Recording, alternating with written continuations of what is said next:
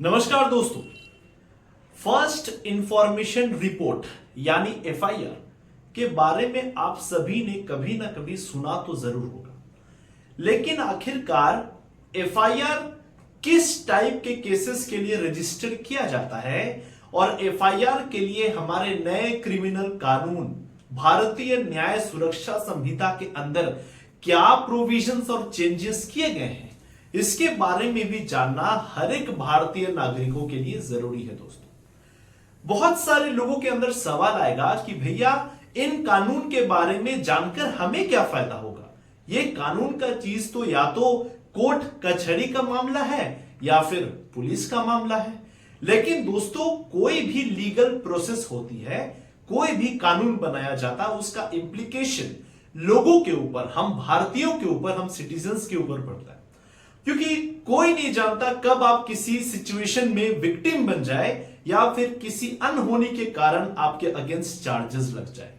तो अगर आप एक रिस्पॉन्सिबल और अवेयर नागरिक हैं तो आपके अगेंस्ट कोई भी चीजें, कोई भी चार्जेस लगाना आसान नहीं होगी। इसलिए किसी भी कानून के अंदर कोई भी चेंजेस अगर ऐसी लाई जाती है जो कि डायरेक्टली हम नागरिकों के ऊपर इंपैक्ट पड़ता है, उसके बारे में जानना हम सभी के लिए जरूरी है। तो चलिए आज हम लोग फर्स्ट इंफॉर्मेशन रिपोर्ट यानी एफआईआर के बारे में कुछ बेसिक चीजों को समझेंगे और एक छोटा सा क्रैश कोर्स करेंगे क्रिमिनल टर्म्स के बारे में, ताकि आपको सारे बेसिक कॉन्सेप्ट्स क्लियर हो जाए।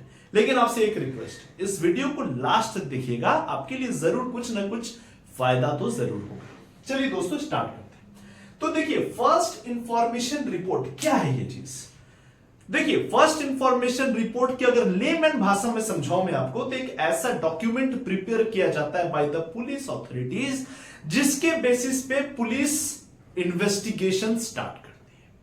मतलब जब तक एफआईआर लॉन्च नहीं होगा, पुलिस उस मैटर पे इन्वेस्टिगेशन करना स्टार्ट कर ही नहीं सकती। लेकिन सबसे बड़ी पॉइंट यह है कि आखिरकार एफआईआर किन मामलों पे, कैसे ऑफेंसेस पे, ऑफेंसेस के क्या नेचर है, ऑफेंसेस नेचर, किस टाइप के ऑफेंसेस के लिए एफआईआर लॉन्च किया जाता है, इसके बारे में बहुत सारे लोगों को एक कंफ्यूजन है। सबको लगता है कि अगर कोई भी केस हुआ, कोई भी ऑफेंस हुआ या कोई भी क्राइम हुआ तो हम जाके एफआईआर लॉन्च करवा सकते हैं पुलिस स्टेशन में। लेकिन ये एक बहुत बड़ी कंफ्यूजन है। आज वो आपकी कंफ्यूजन मैं दूर कर दूंगा।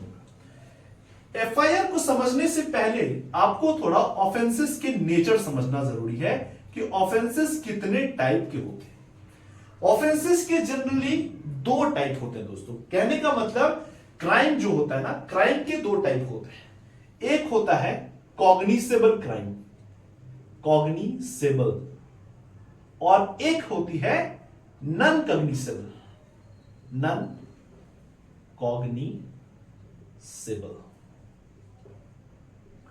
अब ये दो टर्म्स को आपको समझना जरूरी है अगर एफआईआर के प्रोविजंस को समझना चाहते हैं। दोस्तों, कॉग्निसेबल ऑफेंस को अगर मैं सिंपल भाषा में समझाऊं तो ऐसे क्राइम या ऐसे ऑफेंसेस जो कि सीवियर इन नेचर होते हैं। क्या होते हैं? सीवियर इन नेचर, जैसे मर्डर, जैसे एक्सटॉर्शन, जैसे रेप, जैसे किडनैपिंग, जैसे थेफ्ट, चोरी करना। ये सारे ऑफेंसेस सीवियर इन नेचर कहलाते हैं और ऐसे ऑफेंसेस को हम कॉग्निसेबल ऑफेंस कहते हैं। तो एक नेचर समझ के कि कॉग्निसेबल मतलब क्या, सीवियर ऑफेंसेस हैं जिसका इंप्लीकेशन किसी भी इंडिविजुअल या सोसाइटी पे बहुत ज्यादा पड़ता है। लेकिन आखिरकार लीगल टर्म्स में कॉग्निसेबल का कोई और भी मतलब होता है क्या? तो दोस्तों, कॉग्निसेबल ऑफेंस का जो मेन लीगल टर्म्स से मतलब है कि ऐसे ऑफेंस जहां पे पुलिस उस एक्यूज्ड पर्सन को, जिसके अगेंस्ट चार्जेस लगे हैं, उसको अरेस्ट कर सकते हैं, अरेस्ट कर सकते हैं विदाउट वारंट। अगर वारंट के बिना भी आप उस पर्सन को अरेस्ट कर सकते हैं अगर उसके अगेंस्ट कॉग्निसेबल ऑफेंसेस के चार्जेस लगे हैं तो सबसे मेजर लीगल कॉन्सेप्ट क्या है? Arrest without warrant. सेकेंड चीज है कि पुलिस इन्वेस्टिगेशन लॉन्च कर सकती है विदाउट, इन्वेस्टिगेशन लॉन्च कर सकती है without approval of court, investigation without court approval. ये ही दो चीजें हैं जो कि कॉग्निसेबल ऑफेंसेस के कॉन्सेप्ट को एक्सप्लेन करती है। मतलब ऐसे ऑफेंसेस जो बहुत सीवियर इन नेचर है, जिसका इंप्लीकेशन सोसाइटी पे ज्यादा है, और ऐसे ऑफेंसेस के केस में पुलिस वारंट के बिना भी उस एक्यूज्ड पर्सन को अरेस्ट कर सकती है और इन्वेस्टिगेशन स्टार्ट कर सकती है विदाउट द कोर्ट अप्रूवल। वहीं पे अगर नॉन कॉग्निसेबल ऑफेंसेस की बात करें तो ये ऑफेंसेस की सीवियरिटी जो होती है वो लेस सीवियर होती है। जैसे एग्जांपल क्या, जैसे आपने किसी के साथ चीटिंग किया, क्या किया, चीटिंग, वो फाइनेंशियल चीटिंग हो या फिर भाई रिलेशनशिप में बहुत सारे लोग चीटिंग करते हैं, चीटिंग की बात हो गई। आपने किसी के साथ क्या किया, फॉर्जरी किया। आपने किसी के साथ क्या किया, आपने किसी के अगेंस्ट डिफेम करने की आपने किसी को कोशिश की। ऐसे सारे केसेस में किसी की जान तो नहीं जा रही, लेकिन ये भी एक ऑफेंसेस है। तो ये सीवियरिटी कम होने के कारण ऐसे ऑफेंसेस को क्या कहते हैं, नॉन कॉग्निसेबल ऑफेंसेस कहते हैं। और ऐसे ऑफेंसेस में आपके अगेंस्ट या जिस भी पर्सन के अगेंस्ट ये ऑफेंसेस लगे हैं उसको अरेस्ट करने से पहले पुलिस को वारंट की जरूरत है। विदाउट वारंट पुलिस ऐसे इंडिविजुअल्स को अरेस्ट नहीं कर सकती है, और साथ में इन्वेस्टिगेशन करने के लिए उन्हें कोर्ट की अप्रूवल लेना भी जरूरी है। तो आई होप सबसे बेसिक चीजें कि क्राइम किस टाइप के होते हैं, ये दो चीजें समझना जरूरी था अगर एफआईआर को समझना है तो। अब मैं ऐसा क्यों कह रहा हूं, मैं समझाता हूं। अगर किसी भी पुलिस स्टेशन में अगर आप जाएंगे तो जब तक पुलिस के हिसाब से वो ऑफेंस कॉग्निसेबल ऑफेंस नहीं होगा, कभी भी पुलिस एफआईआर लॉन्च नहीं करेगी। ये सबसे पहले क्लियर। मान ले किसी आपके साथ किसी ने चीटिंग किया, आप बोलेगी मुझसे उस इंडिविजुअल के अगेंस्ट एफआईआर लॉन्च करना है, पुलिस बोलेगी भैया ये ऑफेंस नॉन कॉग्निसेबल है। ऐसे केसेस में अगर नॉन कॉग्निसेबल होता है तो जो कंप्लेन लॉन्च होती है वो कम्युनिटी रजिस्टर में लॉन्च होती है। कम्युनिटी रजिस्टर जो कि हर एक पुलिस स्टेशन मेंटेन करती है, जिसे हम लोग एक डायरी भी बोलते हैं, जहां पे डायरी मेंटेन किया जाता है। कम्युनिटी रजिस्टर या फिर इसे कम्युनिटी सर्विस रजिस्टर भी बोलते हैं। तो अगर नॉन कॉग्निसेबल ऑफेंसेस हुआ है तो आपका एफआईआर लॉन्च नहीं होगा, आपका कम्युनिटी सर्विस रजिस्टर में कंप्लेन लॉन्च होगा। और अगर कॉग्निसेबल ऑफेंस है जिसकी सीवियरिटी ज्यादा है, तभी कोई भी पुलिस थाना उस पर्सन के अक्यूज्ड एफआईआर लॉन्च कर सकती है। आई होप ये बेसिक डिफरेंस आप समझ रहे होंगे। अब आखिरकार एफआईआर लॉन्च करने का पहले क्या चेंजेस थी, क्या प्रोविजंस थे, और नए कानून भारतीय न्याय सुरक्षा संहिता में क्या प्रोविजंस रखे गए हैं, और किस तरीके से यह भारतीय नागरिकों के लिए एक इंपॉर्टेंट कदम है, यह चीज समझना है। दोस्तों मैं आपको एक एग्जांपल देता हूं। मान लीजिए कि आप ट्रेन जर्नी कर रहे थे और आपको कोई लोकेशन था, जैसे आप मान लीजिए कि हम रांची से पुणे जा रहे हैं। अब इसी बीच में नागपुर आता है। तो मान लीजिए नागपुर में मेरा फोन चोरी हो गया। स्टेशन में मुझे पता है कि किसी इंडिविजुअल ने मेरा फोन लूट लिया, लेकिन मुझे उस वक्त पुणे जाना जरूरी है, तो मैं ट्रेन तो छोड़ नहीं सकता, मुझे पुणे जाना है। लेकिन मेरा फोन का लोकेशन कहां चोरी हुआ, मेरा फोन चोरी हुआ है नागपुर में। अब मैं पुणे गया, मैं पुणे पहुंचा और मैं पुणे के थाने में जाकर कंप्लेन लॉन्च किया कि मेरा फोन का चोरी हो गया है, आप प्लीज एफआईआर लॉन्च कर लीजिए। अब क्योंकि थेफ्ट जो है वो कॉग्निसेबल ऑफेंस है, तो वो एफआईआर के अगेंस्ट लॉन्च करेगा। लेकिन बहुत बार पहले पुलिस स्टेशन क्या बोलती थी, आपसे एक सवाल पूछती थी कि अच्छा एक चीज बताइए, आपको फोन कहां खोया। आप बोलेंगे मेरा फोन ट्रेन में आ रहा था, मेरा फोन तो नागपुर में खोया। पुलिस पहले बोलती थी कि सुनिए ये हमारे जुरिस्डिक्शन के बाहर का केस है, मैं ऐसे केसेस को लॉन्च नहीं करूंगा, क्योंकि the location where this theft has occurred is not in our place, ये हमारे जुरिस्डिक्शन में नहीं आता है, ये नागपुर जुरिस्डिक्शन के फलाने थाना के अंदर आएगा।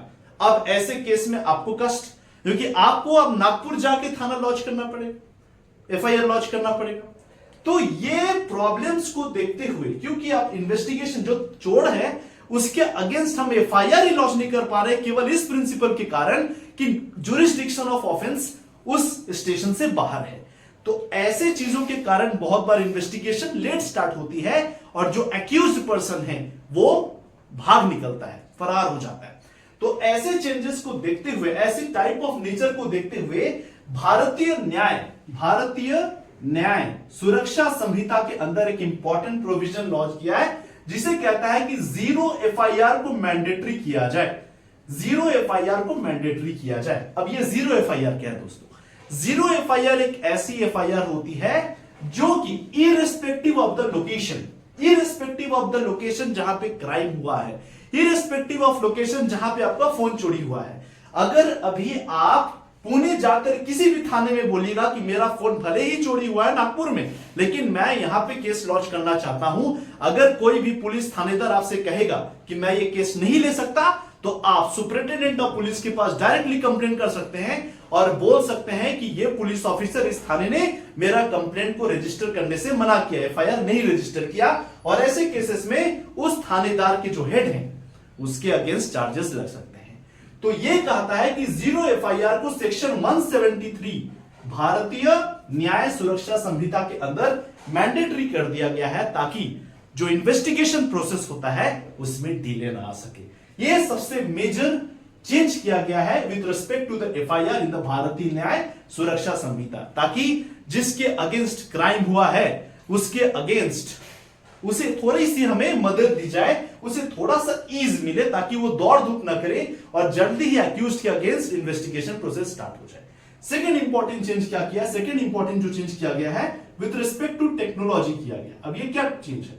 देखिए दोस्तों, सबसे पहले आप मूवीज में देखते थे कि जब भी एफआईआर लॉन्च होता था तो एफआईआर को रजिस्टर करने के लिए या तो आप ओरली बोलते थे और पुलिस नोट डाउन करती थी कागज में, तो ओरली एफआईआर लॉन्च होता है जब पुलिस नोट करती है।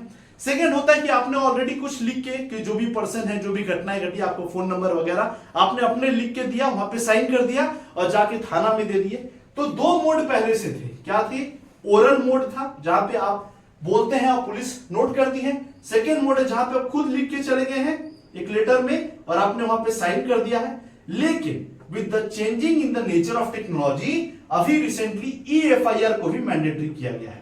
अब ये ईएफआईआर क्या है? ईएफआईआर ऐसा है कि आप सॉफ्ट कॉपी के रूप में भी, पीडीएफ के रूप में भी एफआईआर को दे सकते हैं किस पुलिस स्टेशन में, और आपको फिजिकली ट्रेवल करने की जरूरत नहीं है।